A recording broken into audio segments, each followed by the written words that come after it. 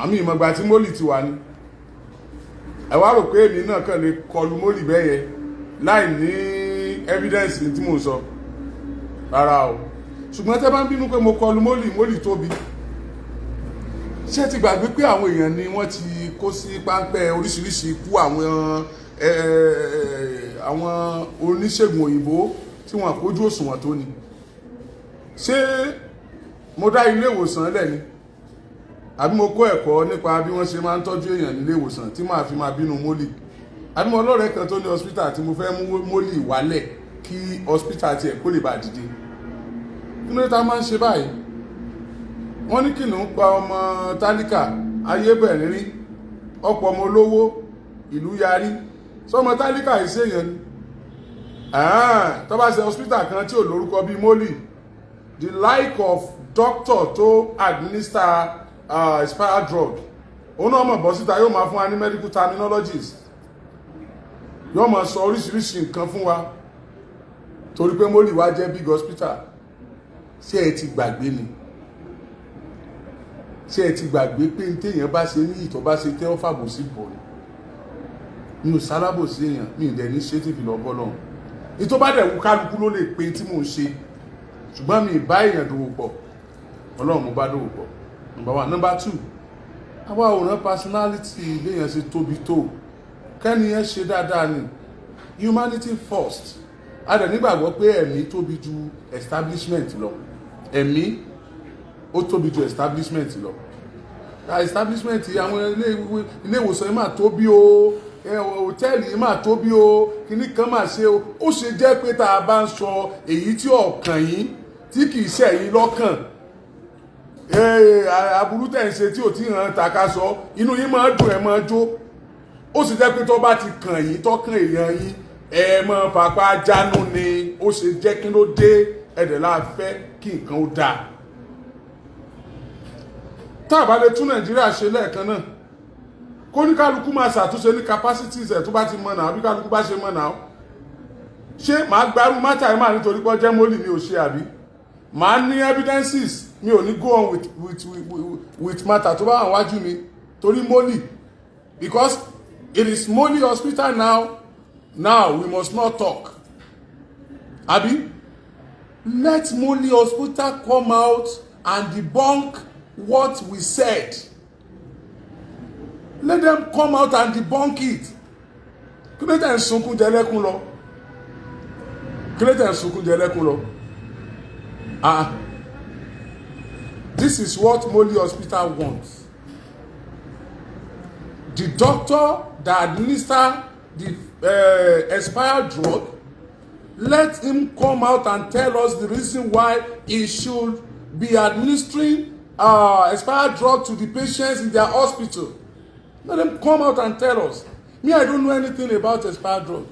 What I know is that be it drug, be it anything, tó bá jẹ́ ó wà consumable, tó bá ti expire, wọ́n ní a máa mú, wọ́n ní a máa lò, wọ́n ní a máa jẹ. Tó fi dórí ìkẹlẹ́rìndòdò. Ìkẹlẹ́rìndòdò mi wà jẹ́ pé tẹ́ bá filẹ̀ tó bá expire tán tẹ́ padà jókòó tẹ́ yẹ̀ wò. Tẹ́ bá wò ẹ̀ ní fẹ́ mú ìkẹlẹ́rìndòdò yẹn mọ́ pé ṣé ń tà mú ni. And it is not that bad until it is expired. Wọ́n nígbàgbọ́ pé a ti mú, a ti tọ̀tọ̀ ẹ̀dànù, a ti ṣe gá ẹ̀dànù kó tó expire. So what are you telling me? Let the NAFDAC come and tell us the reason why, and when the rule that says we should go away with the expired drug has been amended. And the reason why expired drug should be used in an hospital of that repute, Moli Hospital for that matter. I have nothing against you, sir, or Ma, the owner of the Moli Hospital, but I have a lot against the administering of expired drug.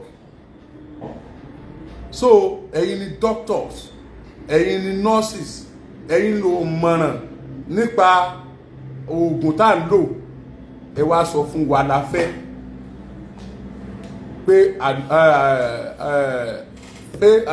expired drug ká máa lọ lò nígboro. Oògùn kan expire ní January, adẹ̀ló fún aláìsàn lọ́spítà wa ní June, oògùn expire ní January, a dẹ̀ ló fún aláìsàn lọ́spítà wa ní June, a dẹ̀ fi gbogbo evidences yẹn yìí, ẹ dẹ̀ kígbe autopsy. What's our business with autopsy? Do you even want us to trust your autopsy? Do you want us to trust your autopsy? Are you not in the same line? Ẹ lè protect ara yín, ẹ lè defend ara yín ni. Èmi ò mi sọ pé ilẹ̀ pa ìyá yẹn. Ṣé gbọ́? Mi ò sọ autopsy, mi ò yẹ̀ wò. Ṣé gbọ́? Tó bá yẹ pé investigation medical line ó yàtọ̀ sí gbogbo investigation, àbí àti gbọ́ ẹ ṣe o, investigation medical line yàtọ̀. A sáà mọ̀ wípé expired drug èèyàn gbọ́dọ̀ máa lò ó, ẹ dẹ̀ sọ fún wa bẹ́ẹ̀. Ṣùgbọ́n ẹ wá padà sọ fún wa lónìí pé expired drug ó ká máa lò ó. Kí dókítà yẹn wà náà kó dẹ̀ sọ̀rọ̀ kó dẹ̀ gborúkọ ẹ lé. We are good with that. A dẹ̀ padà bọ̀ sórí social media. A dẹ̀ sọ pé ilé ìwòsàn báyìí ti ní expired drug dá ká máa lò ó. Ilé ìwòsàn mólì ẹ má bínú o, ẹ̀yin náà bá sọ fún wa tẹ́lẹ̀ o. Ṣùgbọ́n tá a gbọ́ ni pé expired drug ọ̀dà ìlọ́jà borí afẹ́fẹ́ o pé ẹ lo expired drug fún yẹn o. Then we leave the matter. Wọ́n dẹ̀ fẹ́ lọ court. You go to the court. You go to anywhere you want to go. We are not bullying you. We are asking you. We don't have anything against you. We do not call you names. We are telling the world what you did. And let me tell you, tí ó bá jẹ́ Moli hospital, ó ṣeéṣe kó má lè tó báyìí lára wa. Inú àwọn tó lè fọwọ́ gbáyà fún Moli hospital là wá pé hospital ńlá, hospital tó tóbi ni. Ẹlòmíì hospital ńlá, hospital tó tóbi yẹn ní ọ̀pọ̀lọpọ̀ wá sí believe pé wọ́n lè lo nǹkan tí ó dáa fún yàn, ọwọ́ ìtọ́jú gidi ó bá yàn, torí ẹ̀ náà lówó ńlá tí wọ́n máa ń gbà lọ́wọ́ wa la fi máa ń san. Mo ti ní victim láti United States of America tó fẹ́ sọ̀rọ̀. Mo ti ní oní HIV, mo ti ní ọ̀pọ̀lọpọ̀ èèyàn oní HIV ó text ẹ̀ bí ni ẹ̀yin náà lè ka text ẹ̀. Mo ti ní ọ̀pọ̀lọpọ̀ èèyàn tó sọ̀rọ̀. Òun ṣe Moli nìkan ló ń ṣiṣẹ́ láabi yìí. Ẹ má bínú kì í ṣiṣẹ́ láabi. Òun ṣe Moli nìkan ló ń ṣiṣẹ́ dáadáa yìí. Torí wọ́n ti ní dáadáa ní administering of expired drugs and injection. Òun ṣe Moli nìkan. Ẹ jẹ́ ká kú gbà pọ̀pọ̀lọpọ̀ àwọn tó ti kú gan-an. Ọlọ́run fà àwọn hospital kan ṣe sábà bí aburú tí wọ́n fi ń sunkún nílé wọn. I, Oriyomi Hamzat, know me for what I am meant for. Èmi ò ń bring èèyàn down. Tí èèyàn bá dẹ̀ sọ pé mo bring èèyàn down, I don't care. Gbogbo wa la mọ ibi tí olóyè Ramani Adégòkè Adédoyin tó wà báyìí. Nígbà àjọ ríra nínú ayé, ìṣẹ̀lẹ̀ kan ló ṣẹlẹ̀, ẹ̀tọ́ àwọn kan là ń béèrè. Kí ló dé tẹ́ bẹ̀rù Ọlọ́run? Kí ló dé tẹ́ bẹ̀rù Ọlọ́run? Kí ló dé tẹ́ fẹ́ràn òkùnkùn jù mọ́lẹ̀ lọ ọmọ ènìyàn? Kí ni ìṣòro wa? Tí a bá lè dìde pé Adédoyin hòtẹ́ẹ̀lì ló ní, èèyàn kú sí hòtẹ́ẹ̀lì rẹ̀, àgbà kan wá sọ kí ló dé tí èèyàn kú sí hospital tá ti lọ tọ́jú wọn, tá a sì wá rí pé tí wọ́n ní òbófin mu ni wọ́n fún un. Tell us so and bring you down. And tell us the reason why we could bring them down. Ìta wa ń ṣe lélẹ́yìí o. Kò sì pé dandan kó tẹ́ gbogbo èèyàn lọ́rùn. Ṣùgbọ́n ẹni tí inú bí lónìí, yóò ti jọ́ téèyàn rẹ̀ bá kú sí hospital. Wọ́n ti gbàgbé sísọ́ọ̀sì inú èèyàn rí. Wọ́n ti ṣe mistake operation rí. Táwọn tí wọ́n ṣe mistake dọ̀ aláàbọ̀ ara, wọ́n ti gúnyàn lábẹ́rẹ́ lórí orí iṣan rí. Tẹ́ni náà ò lè rìn mọ́. Àwọn sásẹ̀mọ́lù làwọn doctor ni, sásẹ̀mọ́lù làwọn hospitals owners ni. Tí mechanic bá ṣe mistake, tómi bá rọ sínú engine, tómi dàpọ̀ mọ́ oil, wọ́n lè yan engine kan gbé mi sí mọ́tò ọmọ ṣiṣẹ́ náà. Mistake wọn táwọn bá ṣe mistake, ẹ̀mí ni náà. Kí lè sọ fún wa ẹ̀mí? Ìtí ò ṣe é rí padà mọ́, It's all still like just because of the religion aspect of our life in this part of the world. Check everything báyìí aṣọ pọ́lọ́ ni iná lè láìwá iná ilé ìrọ̀jìhùn ọ̀dọ̀ Ọlọ́run láti wá ọ̀dọ̀ Ọlọ́run láti padà sí kìrìsìtẹ́nì ó pé Ọlọ́run ló fún wa Ọlọ́run ló gbà á pàdé lẹ́sẹ̀ Jésù lọ́kàn àwọn ẹlẹ́sìn àbáláyé kí wọ́n sọ àwọn náà sọ tiwọn adìẹ ìlànà ló kù àti wáyé àlọ́ náà ni wá sí bẹ̀rẹ̀ àwọn dókítà tó ń tọ́jú àwọn èèyàn tó fi ń kú ta ló ń yẹ rìpọ́ọ̀tì wọn wò pásítọ̀ Ògúngbàyí ti sọ lórí set wípé ta ló máa ń yẹ rìpọ́ọ̀tì wọn wò ó ti kú nìyẹn ẹbí ọmọ sáré owó tí wọ́n fi gbòkú ló kù tí ọba tún rówó wọn tó ní rìlíìsì òkú wàhálà tí yóò tún ṣe kó tó rókù gbà láti private hospital àti public hospitals ní Nàìjíríà adé sọ pé ìjọba ò ṣe ìwé protest kan ní wà lọ́nà tí wọ́n fẹ́ ṣe yẹn we are protesting against government ká kú lórí ẹ̀ kẹ́ wọ́n máa drag wa unnecessarily kẹ́ wọ́n máa sọ tí ò ní túmọ̀. The drug is being administered in the hospital of that magnitude. That is what we are asking for. We are not fighting you. We are not fighting you. Kí ló ṣẹlẹ̀? A ní ìdájí bára wa jà. Ẹ jẹ́ ká jọ spell it out. Kí ló ṣẹlẹ̀? Why this? We need to know. Ẹ káàbọ̀ sórí ètò. Orúkọ yín sà.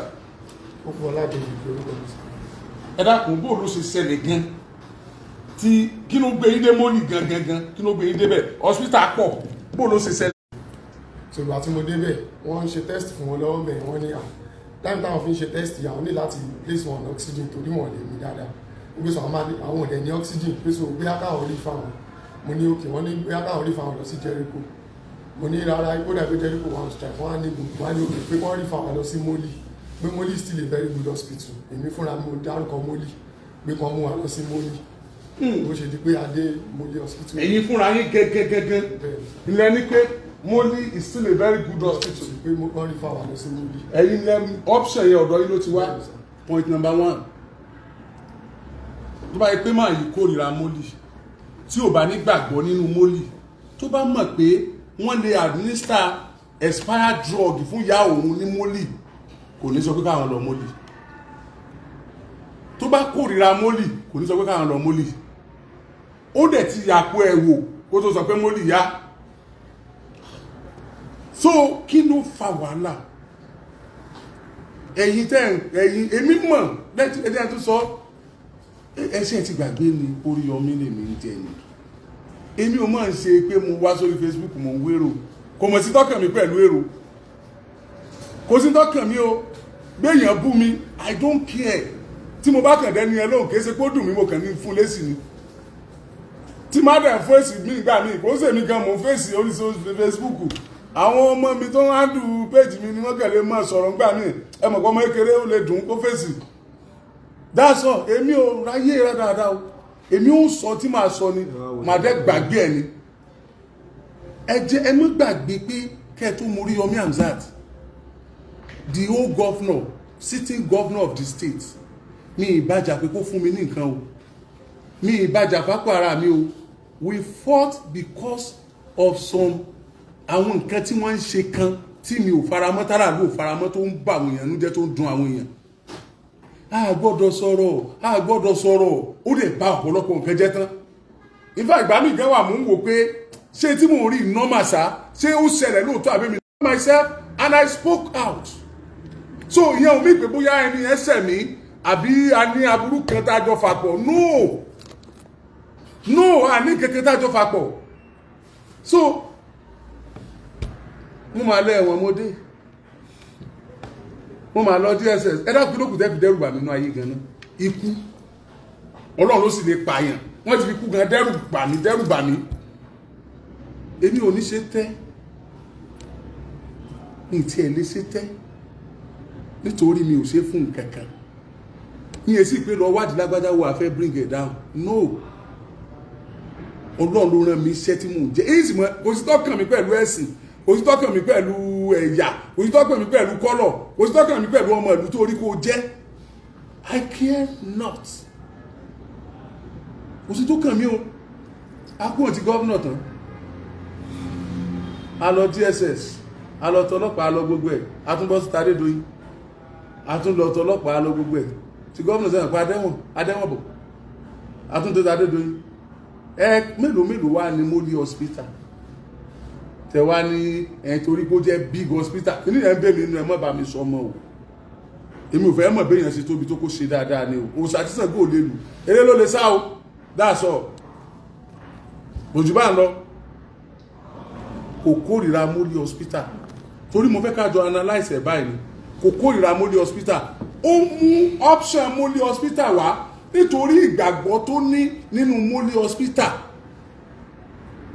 ẹjẹ́ mi náà sọ gbàgbọ́ tí mo nínú Moli hospital years back be 5 years ago one of my brother lived in Lagos wọ́n wá sick terribly wọ́n wá ní pé kán admit wọn sí hospital lẹ́kọ̀ọ́ I was not there mi ò wà comfortable mo ní kán máa gbé wọn Ìbàdàn kán tó dé Ìbàdàn mo ti ń discuss hospital wo lágbé wọn lọ́wọ́ àwọn hospital gidi àwọn tó ṣe èmi fúnra mi mo nígbàgbọ́ nu Moli mo ní mo trust Moli let's go to Moli immediately tán dé Moli hospital la gbé wọn lọ ìgbà náà téèyàn bá dé Moli tó bá rí doctor ilé yìí doctor tó rí lónìí ò lè mọ́ rí lọ́la ṣùgbọ́n tó bá ti rí doctor ilé yìí tí wọ́n fi fún káàdì kó kú bẹ̀ wọ́n ní fún káàdì ẹ̀yin Moli ẹ̀ mọ́ gbọ́ o wọ́n á júwe the next place tó lọ tó bá ti dé the next place tó lọ tó bá ti sọ orúkọ rẹ wọ́n tẹ orúkọ rẹ sí system yóò gbé gbogbo tí wọ́n ṣe lára rẹ tí wọ́n béèrè lára rẹ níbi tó ti ń bọ̀ yóò gbé hàn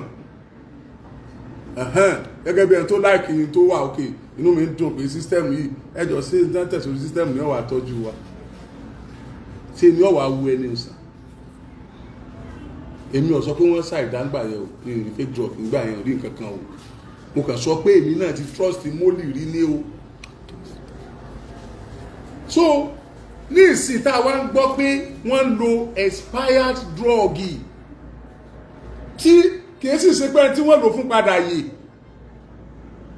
ó padà jáde láyé bọ́yọ́jọ́ ọkú ẹ̀ ti pé bọ́yọ́ náà ti kádàrà pé yóò kùjọ yẹn ṣùgbọ́n Ọlọ́run ò fẹ́ kí Moli ó lo expired drug mọ́. 2 weeks ago ẹnìkan ní o ti sọ̀rọ̀ sí mọ́mí ìtòwò náà ní Moli. 2 weeks ago. ó wà níbi pé àlàáfíà mọ́mí òun ti ẹ̀dá mọ́ báyìí. ò dá mọ́. Some years back again ní UCH my mom was at UCH that day bẹ́ẹ̀dì wọn wà báyìí bẹ́ẹ̀dì kan wà báyìí ní opposite wọn tó jìnnà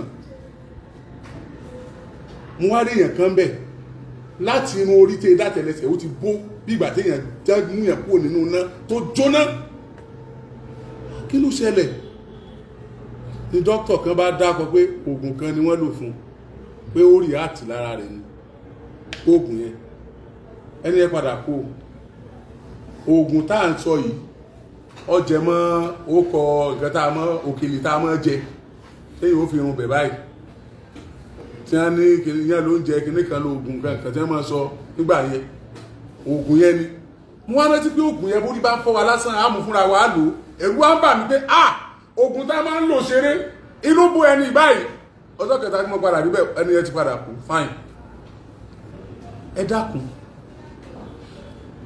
ẹni yẹn ti kú ó ti kú nù àbí ṣé àwọn ẹbí ẹ̀ question dókítà tó fún ní oògùn yẹn ṣáwa àmọ́ irú oògùn tí wọ́n fún majority gbogbo àwa tá a wá ń wò wá sí tá à ń wò wá ara wa tá a jọ ń ṣètò yìí nísìn mélòó nù wa lọ́jọ́ pé tá a bá lọ sí hospital tí dókítà bá mú oògùn nọ́ọ̀sì tó bá fẹ́ fún ẹbí wa tá a gbé lọ á kọ́kọ́ gbà pé kó já yàrá rẹ̀ o is that possible? It's not possible torí pé a nígbàgbọ́ pé bíi tára ẹ ti lè yá ló wà yẹn anything tán bá dẹ̀ fún a nígbàgbọ́ nú ẹ̀ a ní question wọn kódà tí wọ́n bá ń ṣe nǹkan míì tí ara bá ní patient wa yẹn tẹ́gbẹ́rẹ́ wọn yí wọn àbí wọ́n ṣe bákan tí èèyàn fẹ́ máa complain tí àwọn nọ́ọ̀sì bá jájú mọ́ ẹ̀tàn jágbe mẹ́rin báyìí pé o lè tọ́jú ẹ̀ ló dúró nílé kó máa bọ̀ kìnnìkan èèyàn dàkẹ́ ni fín nítorí pé èèyàn fẹ́ kán tọ́jú wọn in that situation expired drugs see ẹ sọ fún Moli hospital èyí tẹ́ díyàn rẹ̀ tẹ́ ń gbọ́ mi bí mo nífẹ̀ẹ́ kéèyàn máa threaten mi gan mo pe ohun tó wọ́n fojú ẹ rí mo máa fẹ́ mọ téèyàn lè fojú mi rí nínú ayé torọ́lọ̀ nìkan ló lè fojú mi rí nǹkan tó bá yẹ pé tí mò ń ṣe pẹ̀lú òdodo mi ò ṣe pẹ̀lú inú méjì pé bá mo kórìíra yẹn kan mo fi ṣe mo fẹ́ gun tí wọ́n fojú mi rí ẹ sọ fún wọn wọ́n ní nọ́mbà ọkùnrin yìí lọ́wọ́ tí ìyá rẹ̀ kú sọ́dọ̀ kí wọ́n ó pè é kán jókòó round table ká sì parí mátà yìí ká sì padà kán apologize publicly ká sì kúrò lórí ẹ̀ kí wọ́n take care family yẹn ṣe rí à ń tapá kaka à ń pé kò sí tí ó ṣẹlẹ̀ mẹ́wàá ó ṣẹlẹ̀ o mẹ́wàá ó ṣẹlẹ̀ o mẹ́wàá ó ṣẹlẹ̀ o ẹ ṣeun ńgbẹ̀ wá sí mọ́lì nǹkan. nígbà tá a lè dé mọ́lì tá a gbé wọn níbẹ̀ wọ́n ní kò sí ìdí àpẹ́ la gbé wọn lọ straight mo ṣe gbé wọn délé gbogbo wọn lé ìyá so láti ilẹ̀ wọ́n ní pé wọ́n máa gbé wa lọ sí branch wọn tó wà ní Bódìjà so wọ́n ní ambulance wọn lead wa èmi mọ́tò tí mo fi gbé mọ́ mi lọ mo drive pẹ̀lú wọn lẹ́yìn wọ́n lè gbé wa dé branch wọn tó wà ní Bódìjà nígbà tá a débẹ̀ mo mú referral letter tó fún wa láti hospital tá a kọ́kọ́ lọ wọ́n á lè rẹ̀ fún doctor tó wà ń bẹ̀ so ó check gbogbo nǹkan tó kọ síbẹ̀ ó dẹ̀ ní pé wọ́n wà diabetic òní òkè ìní oníkàlọ̀ sanwó wọ́n bẹ̀rẹ̀ treatment then wọ́n dẹ̀ bẹ̀rẹ̀ treatment wọ́n admit wọ́n bí wọ́n sí ní ward lẹ́yìn ìgbà iná lọ wọ́n ní ká lọ san oògùn and every other thing so wọ́n kó àwọn parts of injection yẹn wá tó pọ̀ ìgbà tó kó injection yẹn dé wọ́n ní pé reason tó fi dígbé wọ́n ní oxygen náà níbẹ̀ so wọ́n fún wọn oxygen náà wọ́n kó injection yìí ìgbà tí mo rí injection mo bí náà sọ ìgbà kílẹ̀ tí injection yìí pọ̀ tó bá wọ́n ní bọ́ ṣe máa gba méjì every day nìyẹn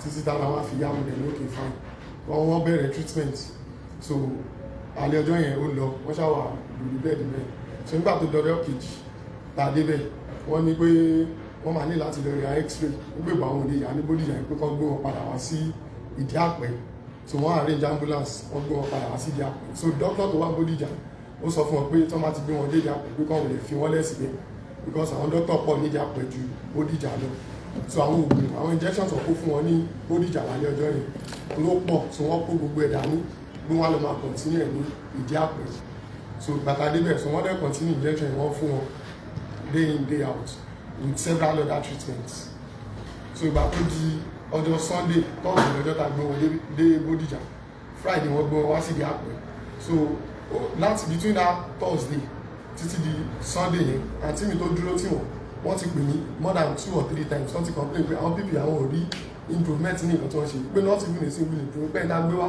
ó kàn complain pa ara ni wọ́n ẹni pé tẹ bá fún wọn ní kíní kan ara wọn á stable wọn á ṣe gbogbo ẹ̀ náà kò change wípé ká gbé wọn kúrò mo ṣàṣọ wọn pé ẹ má yẹ ká gbé wọn kúrò because I believe that improvement ò ní wá lọ bí sọdẹ pé so kọ́ ṣàṣì fi wọ́n lẹ̀ kó wọ́n treat wọn padà wọ́n ṣì máa yá then gbà tó di àárọ̀ alẹ́ Saturday mo débẹ̀ náà mo lọ and all this process wọ́n ní pé wọ́n máa jẹun wọ́n ní wọ́n lè fún wọn lóúnjẹ pé lungs wọ́n wà wípé there is fluid in our lungs níbi kan pé wọ́n ní chest infection náà kò jẹ́ kán lè mí dáadáa torí wọ́n wà asthmatic tẹ́lẹ̀ so wọ́n á ní àìpọ́ ní òògùn asthma máa lò wọ́n nínú pé ó ní nebulizer kan táwọn máa fún wọn pé táwọn bá ti fún wọn kó máa clear ẹ̀kíní lẹ́ẹ̀mẹ́ta ó ní ẹ fún wọn lóògùn tó máa lò tẹ̀lé tó máa ti lò máa and the asthma yẹn kò ó ti pẹ́ nígbà so recently wọ́n kàn ní tablet kan pé bóyá tó máa ti ṣiṣẹ́ tó rẹ̀ wọ́n gan àbí tí wọ́n fi èéfín tó pọ̀ sí ló máa ń ṣe wọ́n tó máa dẹ̀ tí ló máa ń rí ìdìbò wọn nínú gbé nebulizer wọn ló máa ṣiṣẹ́ wọ́n fún wọn lálàkọ̀ọ́kọ́ wọn ní ẹlẹ́ẹ̀kẹta ló máa clear after the third time it was still the same thing gbẹ̀lẹ̀ àti mi ti sọ pé ṣe báwọn sọ fún mi gbẹ̀lẹ̀ nǹkan tó ń complain yìí pé fún wọn ní nǹkan tó máa ń lò tẹ́lẹ̀ wọ́n ní no ìgbé wọn àdẹ̀gbọ́dọ̀ fún wọn lóúnjẹ àgbọ́dọ̀ fún wọn lómi so gbogbo ọjọ́ mẹ́ta yẹn wọ́n jẹ wọn mú mi. so gbogbo ọjọ́ mẹ́ta yẹn her life was depend on their treatment, yes, sir. Their drugs, yes, sir. And the injections. Yes, sir. So kò sí pé wọn ò jẹun wọn à mómi ìtí ó jẹ oúnjẹ wọn ìní oògùn tí wọ́n ń fún wọn ìtí ó jẹ oúnjẹ wọn ìní injections tán fún wọn so àtúnjẹ àtomi tí injection wọn replace ní òun ló wá come out to be expired. Ẹ tẹ̀síwájú. So nígbà tó di alẹ́ Saturday tí mo fẹ́ kúrò bẹ́ẹ̀ èmi àtọ̀rẹ́ mi gan lájọ wà bẹ́ẹ̀ ní past 10 towards 11 wọ́n ṣì ń bá mi sọ gbogbo process kan fi ń sọ̀rọ̀ yìí tó ń claim pé my mommy has been unconscious kí tó gbé wọn wá she was talking and they can attest to it in fact ìgbà tó ń fún wọn ní oxygen tó ń fi oxygen sí wọn wọ́n complain pé oxygen yẹn ní àwọn lára wọn ò fà yẹn so ṣe tó wà conscious ló máa yọ oxygen nínú tó máa complain pé oxygen yẹn ní àwọn lára so alẹ́ yẹn àwọn sọ wọn pé ká máa lọ ilé pélé tí ń ṣú and I left there around past 10 or to 11 nígbà tí mo máa débẹ̀ láàárọ̀ Sunday pé because every day àárọ̀ màá kọ́kọ́ ya bẹ̀ wá check wọn tí bá ní láti sanwó kan ṣe test I will take care of it then go back màá tún padà wà lọ́sàn-án. wọn kì í gbà kéèyàn dúró tì wọn lọ́jọ́ kejì wọn.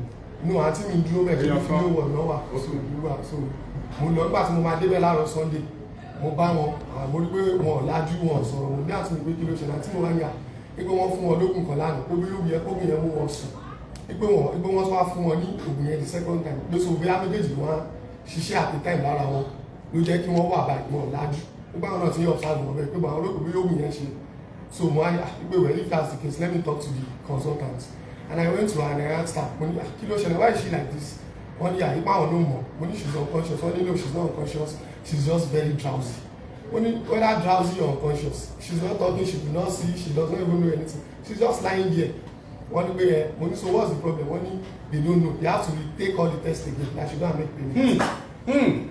What is the problem? They don't know. What is the problem?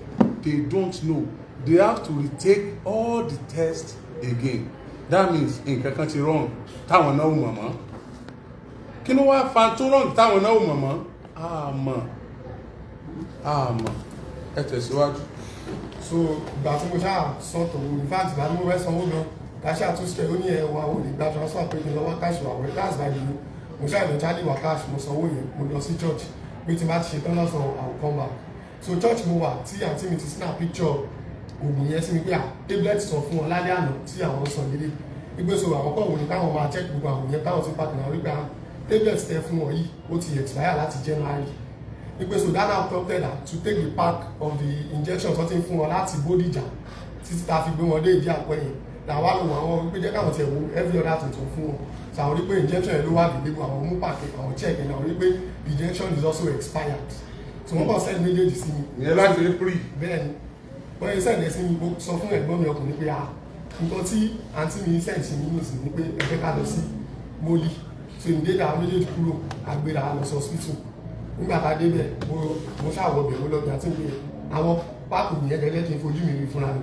I saw it and I took them from her mo lọ bá doctor mo ní I need to talk to you ó ní pé àwọn busy then a female doctor from the children ward ó bọ́ta oníkìló ṣe ó sọ pé now I just found out that the injection you been giving my mom is expired and last night you gave her this particular tablet tó ti expire náà láti January and I came here this morning mo bèrè pé why is my mommy unconscious she has never been like this even before we brought her to the hospital and all the time she has been here she has never been unconscious fún ọ̀sẹ̀ jẹun tó ọmọ mi and I have come to discover that you gave her this drug last night so kí wá ló ṣẹlẹ̀ mo dẹ̀ dé lánàá mo bèrè pé play someone unconscious you said you don't know that you have to retake all the tests now I discover that you gave her an expired drug so how are you going to tell me that this expired drug is not responsible for her being unconscious so the female doctor ìyẹn wá sọ pé àtúnjẹ́ kó ń wá àwọn òbí yẹn she now took them ó jẹ méjèèjì ó lóun bọ̀ ó lọ ní ìbọn tó lọ ó padà wá she now came to tell me that well wípé the particular tablet like 6 months expired now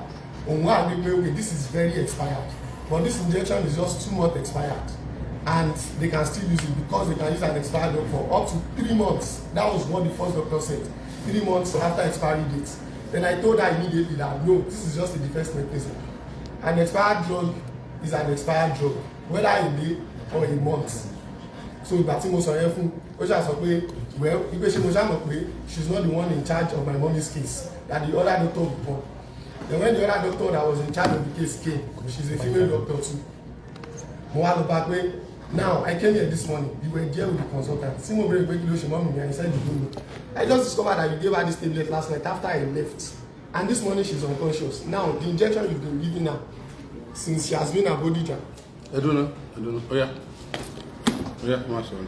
so mo wá sọ fún wọn pé mo rí pé injection tẹ́ fún wọn láti Bodija náà pípé òun náà ti expire so that's to say. no wait ẹ jẹ́ kí n get it right o injection tí wọ́n fún wọn ní branch wọn ní Bódìjà. Yes. Òun náà ti expire. Òun náà ti expire. Tablet tó tún fún wọn ní branch wọn ní branch ní ti dé àpẹẹrẹ. So that means pé kò sí pé branch wọn ni ẹyọ kan ni wọ́n ti lo expired drugs and injection. Yes, this is not a mistake and it is not a one-time thing.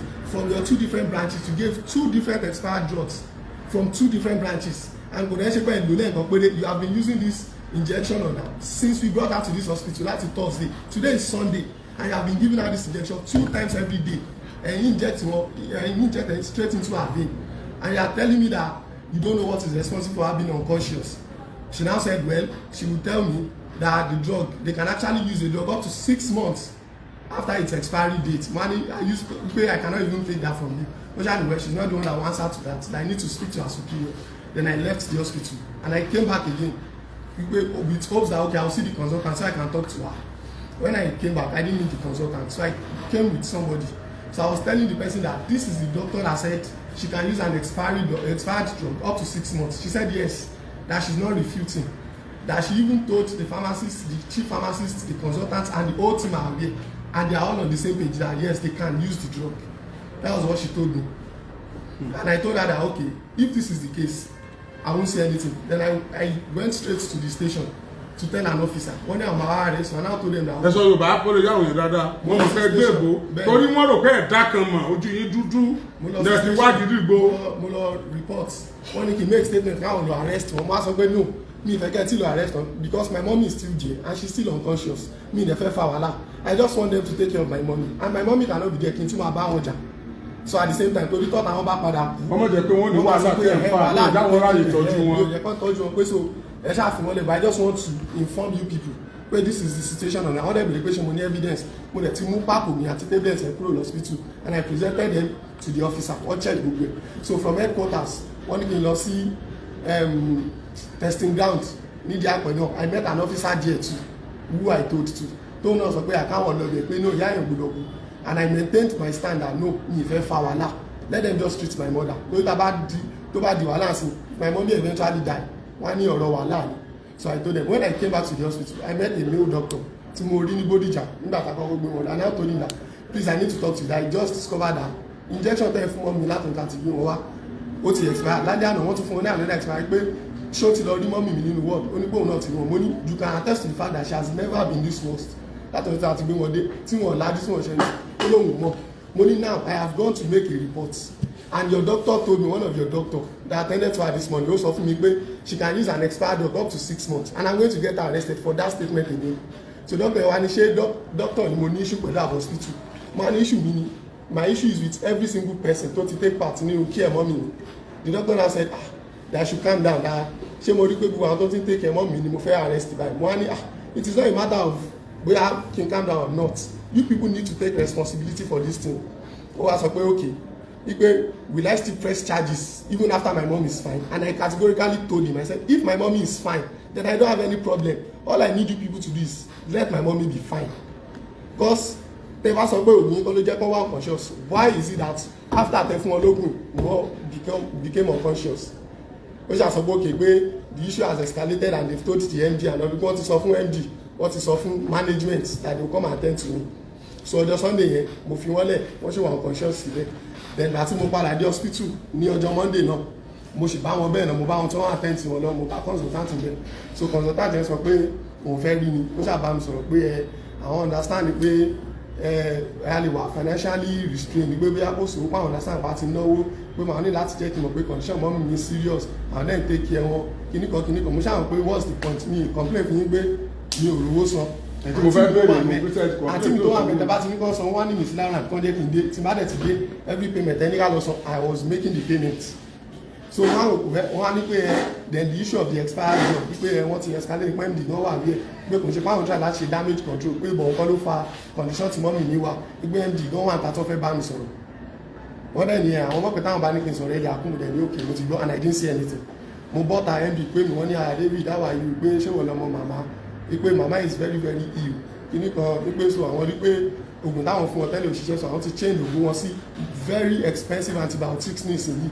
gbé so kí n ṣe hold on tèmi náà bá ti ní improvement at least màá lè sanwó ẹ̀ pípa àwọn tí ní kí n mówó wá so mi tún sọ̀rọ̀ mi sọ anything àǹtí mi wá padà sọ fún mi pé àárọ̀ yìí tí nọ́ọ̀sì dé táwọn sọ pé oògùn ti expire nínú ọ̀sẹ̀ ń bèrè pé bo làwọn ti ra injection àwọn sọ pé Bódìjà náà ti kó fún wa o ìwúmọ̀ ìwà palẹ̀ gbogbo ẹ̀ ó wá ní àpò òṣìṣẹ́ ni pé tí situation bá bẹ̀rẹ̀ táwọn bá lóògùn tí ò bá ṣe àwọn máa change ó palẹ̀ mọ́ gbogbo injection yẹn lẹ̀ ó kó lọ Ọlọ́run ní ká ti mú pad alákọ̀ọ́kọ́ yẹn lẹ̀ ìta rí yẹn tó ti já aṣáà níyẹn lọ́wọ́ so wọ́n kó lọ lẹ́yìn ìgbà ẹlẹ́ni sọ fún pé àwọn ti switch to more expensive antibiotics pé máa rí improvement within 3 days so hopefully mo gbé well if you say I will see improvement within 3 days I'm fine let me just see the improvement I don't have an issue with you then on Tuesday mo tún padà dé náà same thing lọ́jọ́ Tuesday yẹn mo wá débẹ̀ mo wá sọ wọn pé mo wá lọ bá consultant pé what exactly is going on people said I will see improvement now my mom is still like this and I came here this morning àti mi wá sọ fún mi pé àwọn lọ bẹ̀ pé ní test kan tí wọ́n ní káwọn sanwó ẹ̀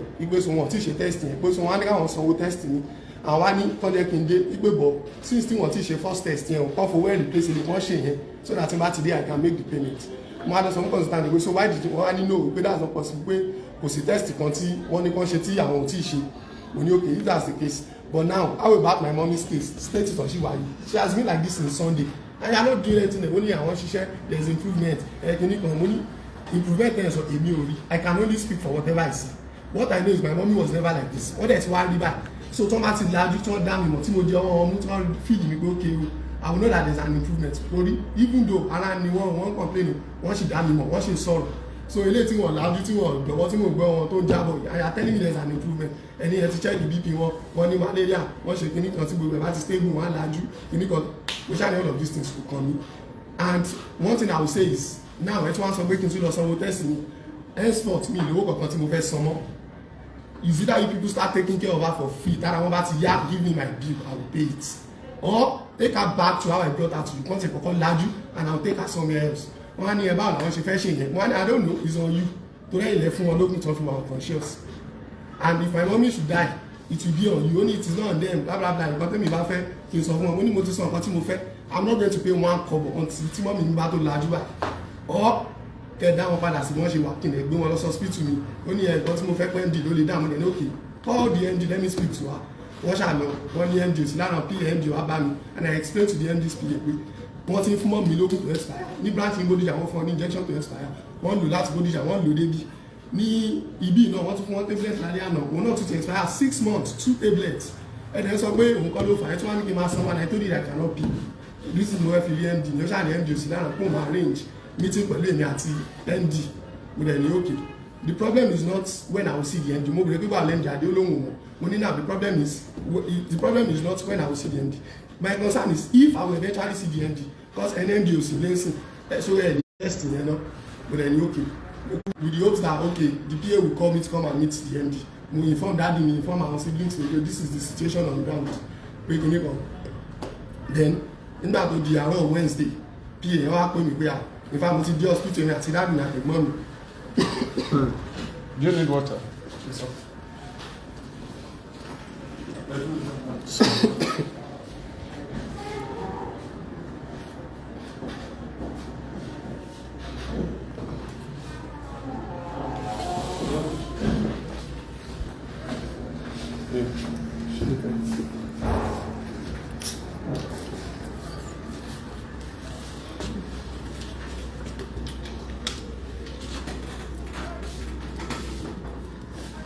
So àárọ̀ Wednesday èmi àti dáàdì mi àtẹ̀gbọ́n torí mo ti inform wọn nípa issue of expired drug and the situation tí wọ́n mi ní wà so èmi àti wọn gbogbo alájọ lọ sí hospital láàárọ̀ Wednesday bí mo ṣe ń park níwájú hospital tí mo fẹ́ bọ́lẹ̀ ní kọ́ PAMD wọlé tó ní pé Mr. David pé o promise láti arrange meeting pẹ̀lú èmi àti MD nígbèsò MD wà lára ọ̀dùn báyìí wọ́n fẹ́ rí mi o mo dẹ̀ ní okay ní pé mi náà ti wà níta hospital wá ní okay pé MD wà ní reception pé kí n máa wọlé bọ̀ so when I got to the reception mo rí MD àti several other staffs they were about 8 or thereabouts so wọ́n ṣàní pé a ní meeting nínú conference room mo ní okay this is my daddy and this is my brother àjọ wà ní nàtàdé nínú conference room so MD sọ pé okay she needs to talk to us pé torí tí ṣùgbọ́n àti dé báyìí they need to carry the family along pé condition tí mọ́mí mi wà sí it is only miracle that we can expect pé so làwọn ṣe ní káwọn ppm mind wálẹ̀ kìíní kan so at that point mo sunkún wọ́n ṣàn bẹ́ẹ̀ mi pé sorry pé I understand pé ẹ̀yà the last born kìíní kan so dáàbò mi wá sọ fún wọn pé now he found out that endo expired drug pé so ẹni tó ń fún ìyàwó àwọn ní expired drug tí doctor yẹn tún justify ẹ̀ ṣáwọn wà ní sọ pé this doctor is an agent of the devil md ṣáà sọ pé no that's not the case nígbà wọn náà understand kìnnìkan ní pé káṣàlọ̀ wọ̀ pé dẹ̀ àwọn ní àwọn prayer tí wọ́n máa lọ pé pẹ̀lú àwọn ní kí n tẹ̀lé wọn mo ní mi lọ wọ́n ṣáà persuade mi pé kí n lọ ìgbà tí mo débẹ̀ she was still the same wọn ọ̀làjú náà wọn gbọ̀ngàn wọn ṣe anything so they prayed for her and then I left the hospital bí mo ṣe kúrò lọ hospital mo padà lọ sí station police station tí lọ fún wọn ní status update then mo pe lọ́ọ̀yà mi torí mo ti sense pé at this point she was most likely going to die so mo ti inform lọ́ọ̀yà mi pé torí mo ti inform lọ́ọ̀yà tẹ́lẹ̀ látọ̀dọ̀ tí mo ti find out nípa expired drug tẹ́lẹ̀ just in case anything goes wrong I'm going to drag these people I'm going to have a case with them so mo sọ fún pé you should start preparing my lawsuit so bí mo ṣe lọlé padà bá tí mi ṣe pè mí lọ́sàn-án ní ẹ pé ká máa bọ̀ padà pé wọ́n ní wọ́n ti give up so mo ṣáà padà lọ sí hospital mo débẹ̀ mo ṣáà rí pé wọ́n ti give up lóòótọ́ bí consultant yẹn ṣe rí mi wọ́n dìde wọ́n kúrò wájú mi meanwhile lọ́jọ́ Monday tí mo kọ́kọ́ bá consultant sọ̀rọ̀ tó sọ pé ó fẹ́ lọ pé MD wa the consultant herself even told me that her husband is a pharmacist and she can tell me in her words she said my husband is a pharmacist and I can tell you for free that there is nothing wrong with the drug and the drug is not harming your mother and the drug is not responsible for her situation but they can use the expired drug to some extent in her words and I said okay so once she read me she stood up she left the place so we shall know immediately I left I just told my brother to arrange for the morgue pé kí n sanwó morgue kan gbé wọn lọ mortuary I didn't tell them where I was going I just went straight to my lawyer to inform him that my mom eventually died látọ̀yọ́ tó ń lẹ̀ fún wọn lóògùn ni wọ́n ti dájú so I'm going to sue these people and they are going to pay me damages and they are going to give me a public apology and refund all my money because látọ̀yọ́ tí mo ti gbé wọn débẹ̀ ẹ̀ fún ọ expired drug so all the treatment you giving her is not valid ẹ tún wá fún wọn lóògùn tó jẹ́ pọ́n wá unconscious so now my point is you people killed her because you refuse to treat her and I told my lawyer to please let them know that they owe me a duty of care mo sanwó fún yín láti tọ́jú wọn ẹ fún wọn lóògùn tó ti expire so whether the drug killed her or not kálẹ̀ tọ́jú wọn kálẹ̀ fún wọn lóògùn tó wá protect me she probably wouldn't have died but because the drug you gave her was not working and I was paying you for it so what is the point of paying you what is the point of what's the point of bringing her to you people so I told my lawyer to send them the letter and the lawyer told me that okay he's going to draft the letter and send it to them. So the service you paid for was not rendered. It was not rendered. So if my mom should die, whether as a result of the expired drug or not, you people didn't treat her, and that is why she died. It is as good as King Be one less kuside, and that would have saved me my money. But because I trusted you people to take care of her, so you people are responsible to treat money, and that is the case I am dragging with them. So whether they are coming out to say they want autopsy or not, I'm not saying the drug killed her, but they killed her because they didn't do what I paid them to do. So that is the issue I have with the hospital. So now, when my lawyer sent them a letter, they sent a letter back that my mom has been sick at home for upwards of 2 weeks, that my own claims are a lie, that my mom has been sick for 2 weeks before I brought her to the hospital. Fine. Number one, that was a lie. My mom, in fact, if we can go to network providers, around 10 p.m.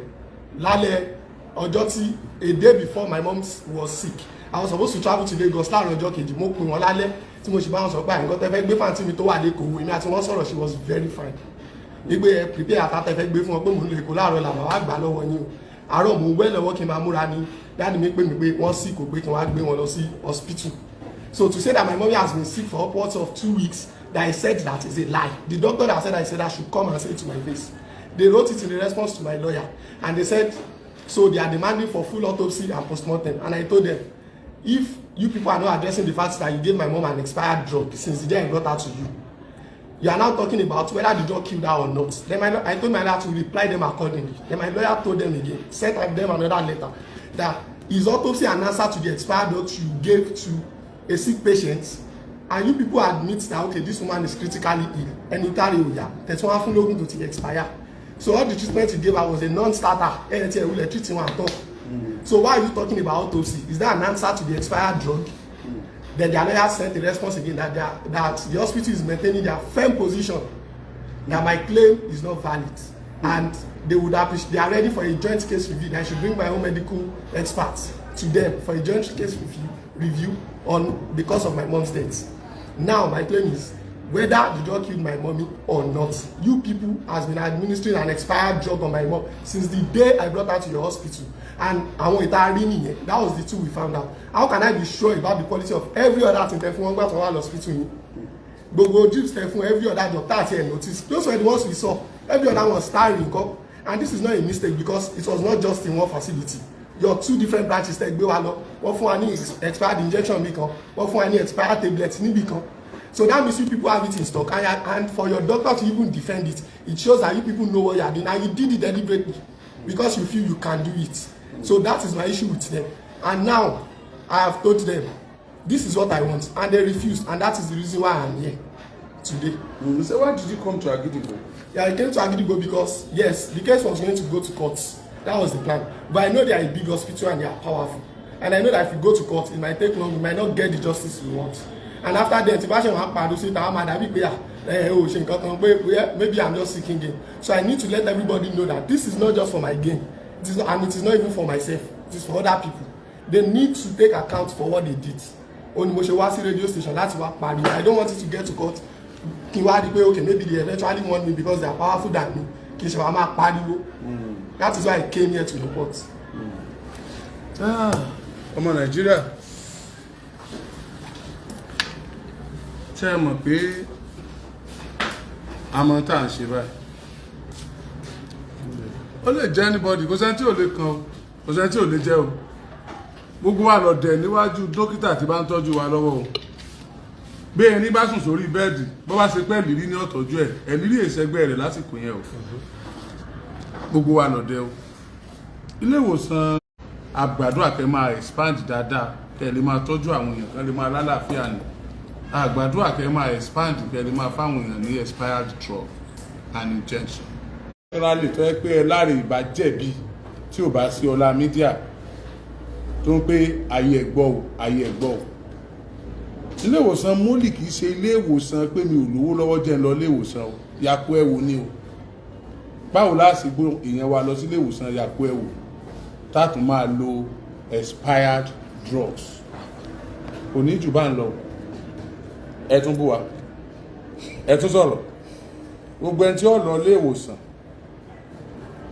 tí wọ́n fún ní fake drugs, bóyá ọmọ rẹ̀ ní àbóhùn gangan àbẹ́bí rẹ̀ tí inú rẹ̀ ó dùn tí ọmọ jó, kò bú wa, kọ́ la sì gbé sáfẹ́fẹ́.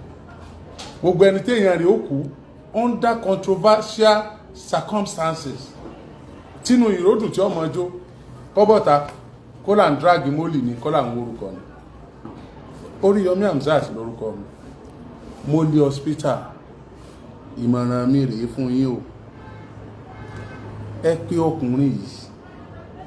Ẹ tóbi jà wá lọ, ẹ lè mọ̀ pé wá. Ẹ pé ọkùnrin yìí. Ẹ bá sọ̀rọ̀. Bẹ́ẹ̀ pa wá náà á dá yín lóhùn. Kí lọ́ọ̀yà rẹ̀ jókòó báyìí. Kó jókòó báyìí. Kẹ́ ẹ béèrè ń tó fẹ́.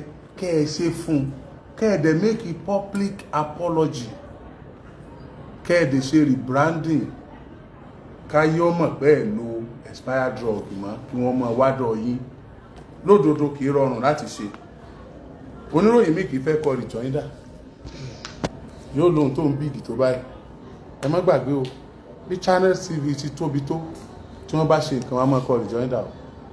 Àwa náà máa ṣe ń bì. Kò sẹ́ni tí kìí ṣe o. Mo tóbi tó báyìí, wọ́n wá accept eléyìí.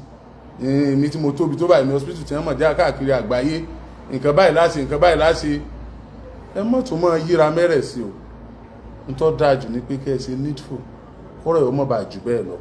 Mo wish yín well. Mi ò gbàdúrà kí lè ṣe ẹyin parun. Kò dẹ̀ wù mí.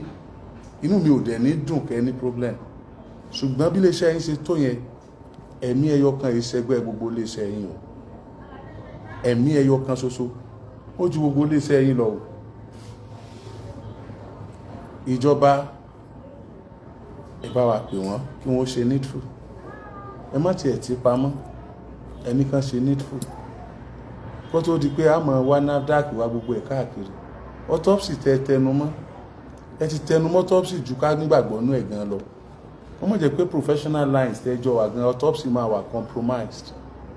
Irú autopsy yìí fẹ́ kọ́ fún ká pé àtúnkù Nàìjíríà lọ sókè òkun gan lọ sí.